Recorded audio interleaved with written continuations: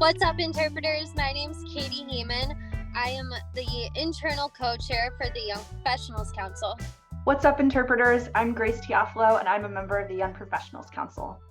What's up, interpreters? My name's Heather, and I'm the Corporate Engagements and Partnerships Manager for the National Association for Interpretation. What's up, interpreters? I'm Emily McCowan. I'm NAI's Visual Branding Specialist. So if you all would sort of explain what the Young Professional Council is, and then why is it important to NAI right now? Yeah, so the Young Professionals Council, which we like to call YPC for short, is a group of 7 young professionals, age ranging from 18 to 35, and we assist the national board in any questions they might have about us young professionals, and assist them in providing a young professional's perspective to the board as well. And then we also have little committees ourselves to try and help young professionals along the way is what we're going for, but we're only about 6 months old at this point, so we're still a baby council. Grace, do you want to add to that? Yeah, we come from a variety of professions. We have people working in academia, going back to school. We have people at zoos, museums, national parks, places big and small. And we also are in a slight variety of career stages. It's nice to see that we all have a variety of interests and backgrounds that really help make things more interesting and help us learn from each other. Would you tell us why you were interested in becoming part of the YPC? I was looking for a network of other young professionals who were in the same place of stage as me. And so for me, with my experiences, it all comes, if you're in an internship program, sometimes you'll get to meet other people, but oftentimes you can be the only intern or the only young professional at your site. And so it can be a little bit hard to work with other people who are starting, like they've been in their career for several decades and you're fresh out of school, or you just graduated high school, you're still learning. So that was one thing that I really wanted, was to find a community in that respect.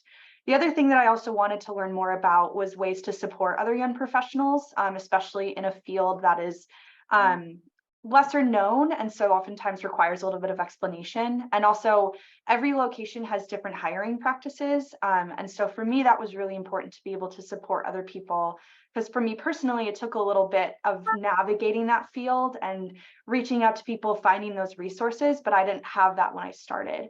So I was really grateful for the opportunity to be able to kind of help other people as they get started as well, because I know that that's a common theme for other people. Grace, will you just tell us what your role is and where you work right now? I'm sorry if you already said that and I didn't hear it. That's okay. So I'm a program coordinator at St. Louis University School of Medicine. So I help with community practicum courses. And then I'm also getting my master's in American Studies. So that's kind of the goal of it right now, is to eventually someday go back to museums and do a little bit more with education and curriculum. So that's why I'm getting my degree right now. Grace, you sort of talked about this, but Katie, where do you see your future career goals heading? Ideally, I would like to end up as a naturalist or a conservation education specialist at the county conservation level in Iowa.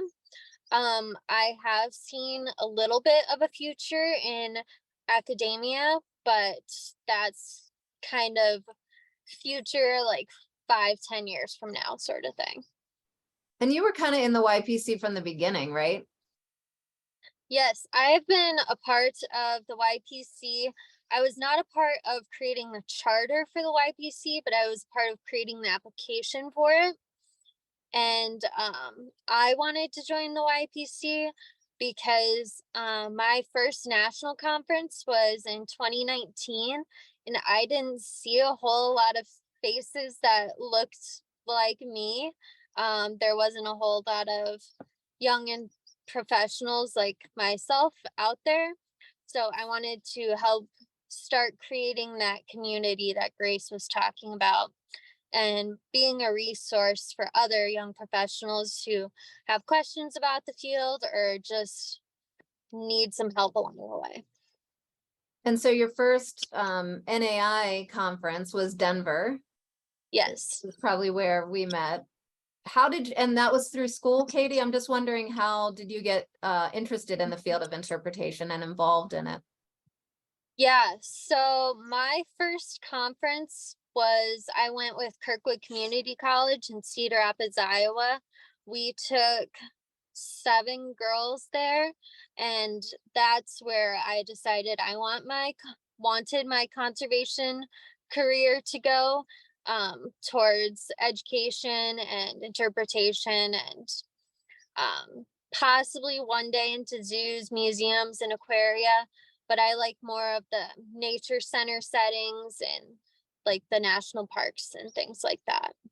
Grace, I want you to answer the question too about how you got involved in Interp. But Katie, while you're kind of on a roll, like, do you remember when you first heard the term interpretation or found out what it was? I was a bit confused by it, if I'm being honest. I thought interpretation was like sign language and stuff, like most people think it is. They're like, oh, so you're like a language interpreter. And I'm like, no, I'm an outdoors interpreter. Like, I interpret the outdoors, the plants, the flowers, the animals, the history of an area, that sort of thing. So once I got past the oh, it's not language things made a whole lot more sense for me. And was that in college? Yes, I was a year out of high school, so that would have been right before the conference in 2019. Grace, can you talk a little bit about that, when you first learned of interpretation, and then how did you get interested? Sure. So I studied history and political science at the University of Wisconsin-Madison.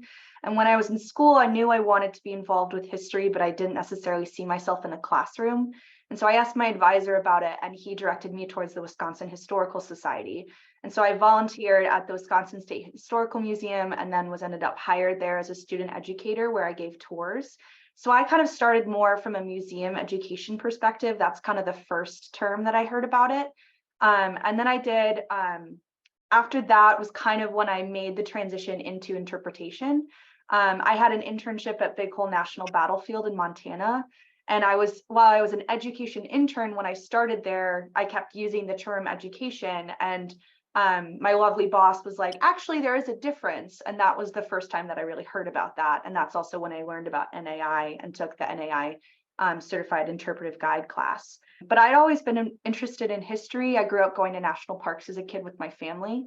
But it was really cool. It wasn't really till I was in high school that I learned that there were history park rangers or like historical interpreters. I thought they were mostly focused on science, or at least those were the ones that I encountered growing up. And so I have gotten to do my fair share of interpreting nature and whatnot when I was a park ranger, but my focus and love has always been specifically historical interpretation. So where do you all see the future of interpretation going, and especially from a young professional's perspective? One thing I think is really interesting about the future of interpretation is really how much it's changing. I think that sometimes previously interpretation was kind of placed into boxes. We have this historic house and we're going to talk only about the famous person who lived here. Or we have this national park and we're only going to talk about the geologic formations that made the park famous. And now there's becoming more and more room for story, like greater expansion of stories of, hey, let's talk now about the enslaved people that worked at this house. Or, hey, let's also talk about the petroglyphs and the indigenous people that lived on this land.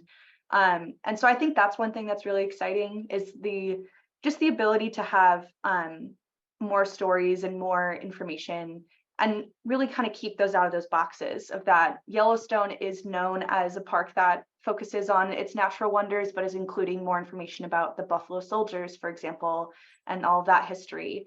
Or there's parks like Gateway Arch National Park, which is focused on westward expansion initially when it was founded, but now is including more information about the biological diversity of the area. So it's really interesting seeing the growth of that. And I think that that's a great way to get more people interested in those places.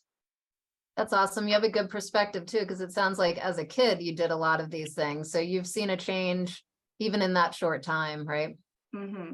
And I really wish that I knew when I was a kid going to national parks of like, oh, there's no video games here. I'm bored.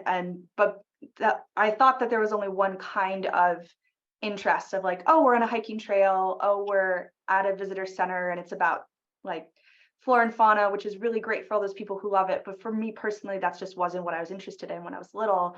I wish that there were those opportunities for history and more interaction that now we see more and more nowadays. Katie, do you want to answer? Yeah, I see the future of interpretation going a lot of different ways. I see it turnover coming very quickly of older interpreters who are soon to be retiring, and young professionals like myself slowly stepping into their shoes and stuff. So I definitely see turnover in ages, but I'm curious as to how things will change, like technology wise and stuff, because I know some people are like big no on having technology at their sites, but technology is really big right now. All of us young professionals have phones, we have apps, and so I'm curious to see how apps will be worked into interpretation now. Just like the agents of discovery, I know is big with NAI. I'm hoping to see that pop up more. Yeah, to agree with Katie's point, it is really exciting seeing how social media is being used as an interpretive tool nowadays, and how a lot of museums and parks are trying to make their visitor centers a lot more interactive, instead of just kind of wandering through and reading signs and stuff, which I love reading signs. So that's my own personal thing. But like in general, they're trying to reach out to a wider variety of audiences, and really bring in new people that weren't being introduced to these concepts before. Absolutely. And sometimes technology lends itself to diversity and accessibility, right? So that helps. And speaking of, does the YPC or do you individually as interpreters have any goals for diversifying the field? So either through YPC or through your jobs? I'll let Grace talk about that because we do have a committee that is working with the Jedi group, and Grace is a part of that committee. So Jedi is justice, equity, diversity, accessibility, and inclusion. And so that is a section within NAI. And so we are exploring a partnership with them. And so they themselves, as their section, have been also getting off the ground. And so we haven't gotten super far yet. But that is something that we've been talking about with them. I mentioned before that one thing that I personally am really passionate about is helping make hiring practices more equitable and more transparent. And so that's a huge thing when it comes to lack of diversity within the interpretation field, is that a lot of internships are unpaid or underpaid. And so a lot of people can't afford to enter the field because they need something that's better, or they need, or for example, in federal hiring practices, those applications often take months. And so that's very convoluted and very confusing for people who are trying to enter. And so that's one thing that members of the YPC are working on, is we're hopefully going to have a panel at the national conference where we're going to answer questions directed towards young professionals and kind of focus on hiring practices, but also just elements in general of what it's like to be a young professional in this field. And then also create resources for managers of people who will be hiring and working with young professionals, of how to support young professionals as they're entering the field, ways that they can be more equitable in bringing in a wider variety of people. So there's so many different things we can focus on, but that's one of them. That's really good to hear, talking about the hiring practices and application processes that can be super challenging. We just had a discussion yesterday with disabled interpreters, and that was a big roadblock for a lot of folks trying to get through some of those processes. So that's super important. I also wonder, when you talk about pay and stuff like that, I think you brought that up. Do you see yourselves being able to do this for your entire lives? I don't think I will be starting my official career out as an interpreter, just because the pay is very low, especially as seasonals. And in order to get a full-time paying position, you need to have experience. but nobody wants to take the chance on you for experience, is what I have ran into, because I just graduated this past May, and it's not like I haven't been applying for jobs. It's that everybody's like, oh, we wish you had more experience. And I'm like, well, I'm not going to get any experience if nobody hires me.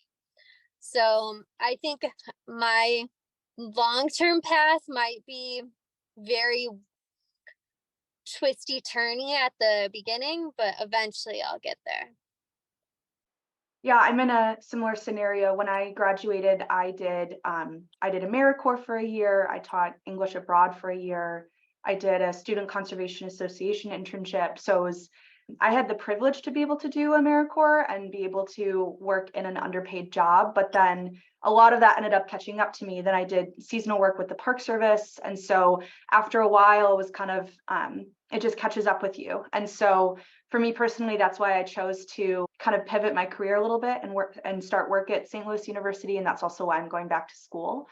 For what I'm looking at, by getting a master's degree, it'll help open up more opportunities, whether because it'll make it a little bit easier if I choose to try to find a permanent position rather than seasonal, or it'll help with like more of a long-term plan.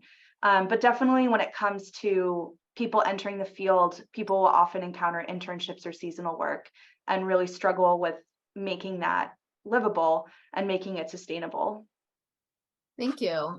Can you talk a little bit more about your role at the national conference? Yeah, so this year for nationals, we of course don't know quite yet if our session submissions have been accepted or not, but we hope to have a panel or two about the Young Professionals Council, one about the Young Professionals Council, and then one about being a young professional in the field and how to go about doing that. And then we also plan on having a young professionals meetup right before the first timers meetup. That way, when going into the first timers meetup, it can be very overwhelming to see all of these people that you have no idea who they are, but you can go in with a buddy that you just met 15 minutes ago. And then we also will have either one or two lunches set up. They'll still be in the main dining space, but Song will have some tables set aside specifically for young professionals, and we'll have a sign. That way, if you're not exactly comfortable sitting with the older professionals, you can come over and sit with us. And then if you'd like one of us to go and sit at another table with you that next day, we're more than happy to do that as well. So we want our faces to be seen, and we want people to be able to come up to us and be comfortable talking to us because they see us, they know us. Hopefully we'll know their names by the third or fourth time we meet them, but there's a lot of people at nationals to remember all the names of. So, I mean, we also have our name tags, but so. Katie, you find a lot of value at the conference. Oh yeah, I find a lot of value in going to the national conference, value in networking, value in adding things to my own toolbox to use eventually. It makes me more of an extroverted person going because I'm a very introverted person, but seeing everybody talk to each other and everybody's just so friendly. You can go up and just sit down next to somebody and know like their entire life story in the next 5 minutes. So it's great. If someone starting out or maybe just coming out of high school wanted to get involved with the interpretation field, what steps or resources would you recommend for them? I highly recommend trying to get a seasonal position right out of high school in between your summers. I know it can be hard, but find a seasonal position that you can work seasonally from the middle end of May through the beginning end of August when you go back to school, and hope that your other jobs will let you go away for the summer, but use your summers very wisely. Don't just do something to hopefully make quite a bit of money. I know money is very important, but those summers in college are when you have time to gain the experience that you can. And then if you're still in high school and interested, try and volunteer at your local nature center. Typically, they won't hire if you're under 18, but they typically accept volunteers that are under 18. That's my advice. I'm an extrovert, so this is my piece of advice, but the biggest thing that has helped me has been like cold calling or like cold emailing, I guess. For me, if there's so when I graduated college, I found a Badger alum who was a park ranger, and I randomly emailed him one day and said I'd like to be a park ranger. And he sent me a small novel back of how to apply and how to navigate the system. We had a Zoom call where he taught me how to write a federal resume, and it was a wealth of information that I'm so grateful for. And so after that, for me, my biggest piece of advice is really reaching out to people. I've had like decent success with, I would just email someone and say, hi, I'm so-and-so, I'm at this stage in my career, or I'm at this stage in school. I'd like to learn more about your career. Would you be willing to have a Zoom call? People love talking about themselves. And so if you just email them and say, I'd love to learn about your career path, people are so willing to be helpful and share their experience with you. And then they'll often provide advice. And so for me, that's helped with, oh, you should really look at this internship program, or, hey, you should volunteer here, or this place is hiring. Here's how to apply. Here's how to write a resume or cover letter. For me, that's been super helpful. And then I just have a Google spreadsheet where I just kind of hold on to their emails. And then every once in a while, I'll kind of reach back out with, hey, now I'm back in school doing this, or, hey, I've moved and I'm now a position here. And that's been super helpful because people are really supportive and they're happy to see where you are in your career. It's a little scary, but I promise that people are really willing to help, especially in a career field that's a little bit more niche, that people are still learning about what it is. And so for me, I would just say, like, go look at your favorite nature center's website, looked at the staff. If they list their emails, just send them an email. I think that's a really great way to learn more. That's a great point, Grace. We also have a mentorship program through NAI that I don't know if you both are involved in, but certainly mentorship is important in general, but you're right, in this field, it really can help. So thank you for mentioning that. I am a part of the mentorship. Right now I'm just a mentee, but I am open to taking mentees myself to be a mentor. So people can just look me up on the Interpreters Network. I'm also willing to help answer any questions if people have them. Well, thank you, Grace and Katie, for being on What's Up Interpreters today. And that's what's up, Interpreters.